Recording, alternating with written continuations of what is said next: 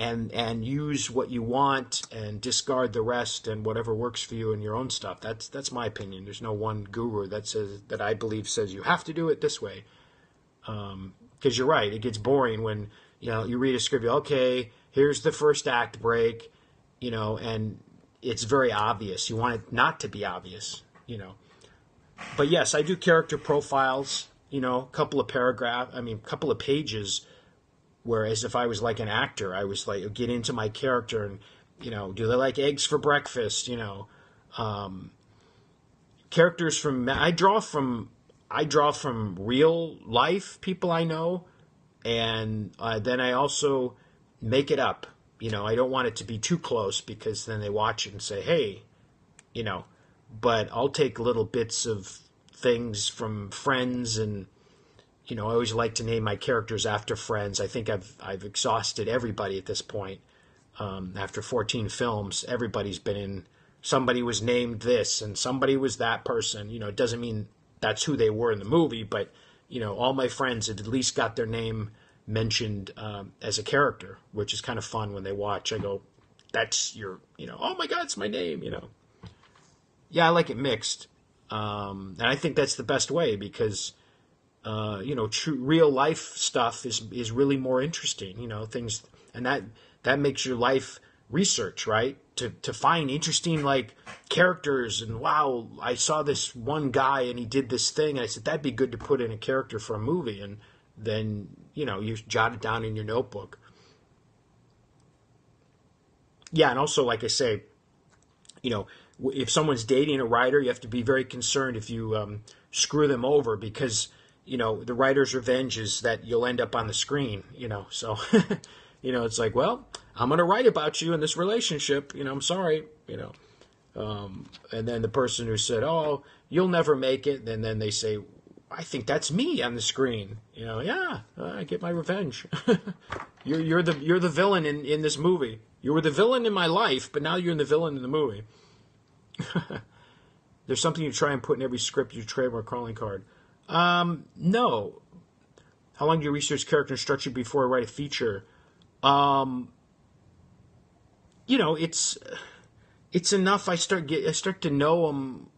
I really have the way of knowing the different characters. The sub characters come in, but I write a couple of pages about them, like if I was an actor doing research, I think on it, and then I think you discover them along the way as you're writing. I think first draft is sort of for that, for you to really get to know, and then the second draft is like what doesn't work and polishing that up. But like I say, it all goes back to the outline and treatment. You give yourself breathing room, obviously, but you need a solid roadmap. And like I was saying earlier, producers that I've worked with, and I think generally in the business, are not going to let you sit down and just write a screenplay. If they're paying you, they want to know what they're going to get, instead of like, wow, that was a surprise, not a pleasant surprise. And what about this ending we didn't agree to? And like I said before, many times the treatments also go through rewrite. I've done treatments where I've done 4 drafts on it because it was just, the idea was there, the producer had, but we were whittling it down to the essence. And then he says, okay, go to script. That's what you want to hear. And then, like I said, also, many times you'll write the script from your treatment that's agreed upon. The investors have agreed, the network, whomever. And then they change their mind. You're saying, yeah, but it was in the treatment. We agreed to this. Didn't quite like it in the first draft, Best screenplay you've ever read? Oh, that's a hard one. Like I would say, the classics. And sometimes when I write, I tend to do too much planning and research. How do you deal with that? I think you just have to let go.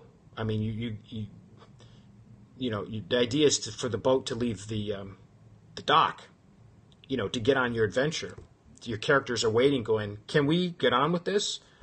That's the way I feel when I stop writing for the day. The characters stop and they wait, and they're like, okay, you have to sleep, but we're waiting,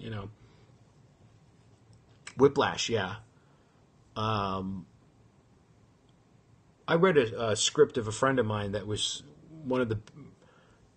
was so well written it just leapt off the page. It was never made, but it was a spec that he wrote that was very dear to his heart. And a lot of I warn writers about reading a lot of the nominated screenplays because they're written in a bubble, a very protected bubble of development. So when you read it, many times, the so-called rules, the writer is the director, so they can write it however they want,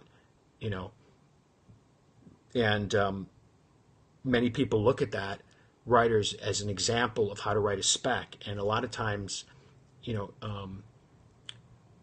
no, it's okay. This must be the connection. A lot of times, you're reading a script that is a production draft or it was in a development process, which is protected.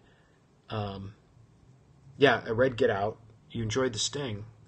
Some writers say once they start a project, they listen to their characters and just write. Script Dude, yeah. It was Ray Bradbury said, plot is just watching your characters run by in the snow on their adventures, Many times it feels like that. And I always say when you get in a bind, don't spec versus shooting script. When you get in a bind, don't go off and ignore your project. Sit with it. Raymond Chandler used to sit at his desk every day at the same exact time if anything came out or it didn't. Yeah, exactly. The movies I've been doing, a lot of times the producers are not on the set specifically in the location, so they want me to hammer it home, and my writing style is not to be overbearing. I like to stay out of it, and which is a way of manipulating what you need as well. But one producer I worked with said, I'm okay with writing what's in people's minds, what they're thinking, and I'm like, yeah, that's not usually that's a novel. But I understood what he meant, because if the director doesn't get the shots, then they're in trouble. If the producer is actually not there on the set, cracking the whip and making sure they're getting what they need. So I was like, oh, I get it. So sometimes you have to alter your writing style based upon the job that you get, in my opinion. But I back away from that because, I read scripts when I consult on them, and, a lot of times people are overwriting, explaining too much. You have to know what to put in and what to leave out is the true key of screenwriting. If you're writing about the wallpaper and all this description, go write a novel. But you have to detach and lay back. When you write, sir, did you make it more like a screenplay, or the reader should enjoy it? What's your approach? In my opinion, the only readers, in all opinion, the only readers that I have are the producer. So I'm not writing for a reader. I'm writing sort of like with the production in mind. So that's sort of been my habit. Like last year I had 6 films, and they weren't specs, they were writing assignments. So I'm writing it so it's very clear to be made. And maybe some of the stylistic things, cut ruthlessly. Exactly. All the stylistic things, maybe I say go out the window, but it's the script reads, and it's what it should be. It's not complicated. It's not hard to read, and it seems to be working because I don't get any complaints from the directors, which is the important thing. The director needs, and then when you're doing your production polish, the director's like, well, I can't shoot this. This is what we need. Kill your darlings, yeah. Hey, whatever works for you, write it like a novel, but, again, as long as it's cinematic and it reads, I think that's the key. But then if you start working with a producer who wants a specific style of screenplay, then you listen to them and you change, you alter and change your style. So I almost like have 2 lives. I have the specs that I write, my own style, and then I have the assignments, which I do my own style, but it depends on the producer if they want me to go overboard a little bit and be, more hammering it, over the head, like I said, so the director gets it and says, "Oh, I see," or if I was there, sometimes you can be too subtle, there's a fine line. Yeah, no, you can't have, I read a script recently. It was like Description City, and you're going through going, it's like it's not a novel. Keep it short. A lot of white space on the page, is the key. So, anyway, speaking of, I'm going to watch Into the Badlands. I missed it. Anybody see Into the Badlands? It was on AMC. I'm a little late to the game with it, but very interesting series. Sort of the fill-in, my fix between the next Game of Thrones. So that's what I'm binge watching now. Saw a few classic films this week. I saw doing a little Hitchcock, Suspicion, Foreign Correspondent. What do I have here? I have for the screening room, I Confess, another Hitchcock. I've directed whatever I've written, and I plan to do the future. Hey, God bless you, man. That's amazing. If you can write what you direct, that's phenomenal. Got Kagamusha in the wings. I saw Yojimbo at the local theater here in 35 millimeter projected last week. That was phenomenal. Yojimbo, Kurosawa's Yojimbo. And then this week I watched A Fistful of Dollars, which is Yojimbo Western remake. That was fun. So I'm trying to, just watch 3-4 movies a week. So tonight is Into the Badlands. I'm going to check that out. I've watched half of the first season. I'm going to watch the other half. And I'm going to call it a night. Thank you guys for watching. Also, replay viewers, check out my interview series on Film Courage. Go to YouTube.